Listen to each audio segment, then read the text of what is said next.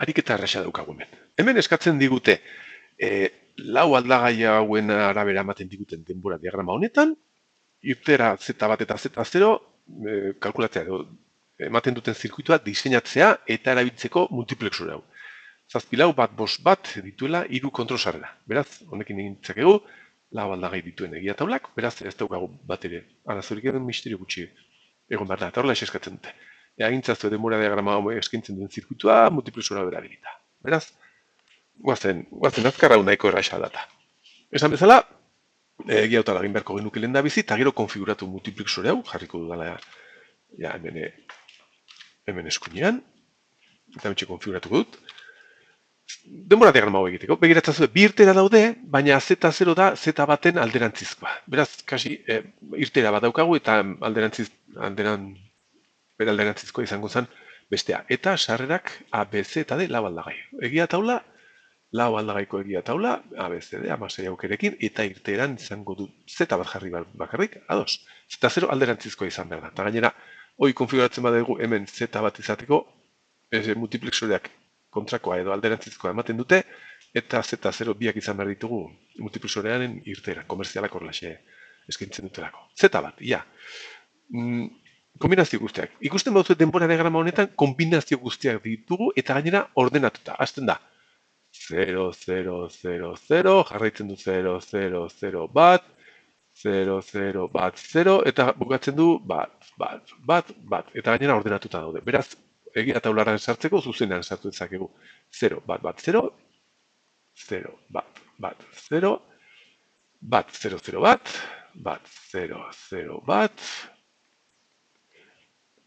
bat, hemen berriz 0, bat, bat, 0, 0, bat, bat, 0, eta azkeneko 0, bat, bat, 0, eta bat, 0, 0, bat, bat, 0, 0, bat. Hau isek dira. Eta multiplexorean sartzeko, beti bezala hartu beharko genituzke garrantzi gehiago daukaten 3 aldagai horiek hemen konektatu, gero binakaioan hartzen irteerak, eta ikusi edo 0, edo bat, edo azkeneko aldagaia jarri, edo bere alderantzizkoa. Bazen, ia, lehen da bizikoak, 0, 0, 0 direnean, hau jarri behar du hemen, eta irteeran izan beharko dugu D balioaren berdina, beraz hemen D jarri behar dut. 0, 0 bat direnean, D bat jartzen du hemen, eta D batan nahi dugu D alderantzizkoa, bat 0, D alderantzizkoa. Gero, 0 bat 0, dara D bi, berriz D alderantzizkoa. D alderantzizkoa jarriko genuke. Edo eta konektatuko dut, horrela egin beharrean. Jarri behar dut hemen D, bere alderantzizkoa egin behar dut, hemen D eta D marra ditugu, eta esan bezala, hasieran daukagu D.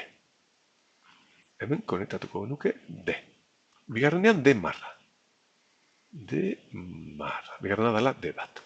0 bat 0 daukagu berriz D marra. Dala hau. A2. D2. 0 bat bat. Daukagu berriz D. Hemen D.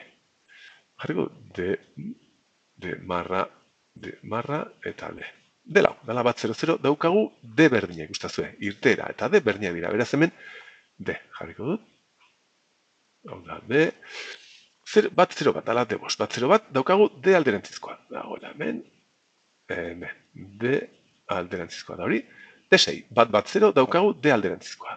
D alderantzizkoa, hemen dikartuta adibidez. Horrela xe, eta D zazpi bat daukagu D berdina. Ikustazue D eta Z bat berdina dira, berez hemen hartuko genuke, eta horrela xe kontatu. Hau, 0ra jarriko genuke, edo lurrera, edo 0. Nahi duguna, honek funtzionatzeko, eta hemen izan behar dugu Z bat, eta Z0. Listo, harik eta hau, neko erraxa, eta bat ere mistiriorik gabe.